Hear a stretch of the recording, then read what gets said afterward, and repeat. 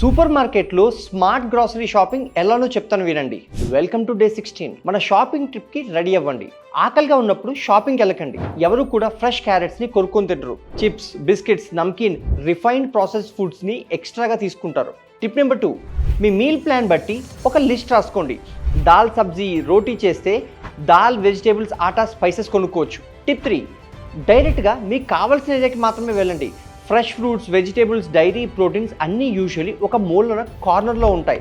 లోపల ఎక్కడో అత్యవసర సరుకులు ఉంటాయి. బియ్యం and spices, brown rice, poha, atta, masala powders లాంటివి తీసుకోండి. లేబుల్స్ చదవండి. షుగర్ లేదా మైదా ఉంటే తీసుకోకండి. హెల్దీ ఫుడ్స్ని ఎవరు హెల్దీ అని కన్విన్స్ చేయక్కర్లేదు. ఎగ్స్ హెల్దీ, చాలా మంచివి అని లేబుల్స్ ఉండవు. న్యూట్రిషన్ లేబుల్ మీద నోరు తిరగని పదాలు, అర్థం కాని పదాలు ఉంటే వదిలేయండి.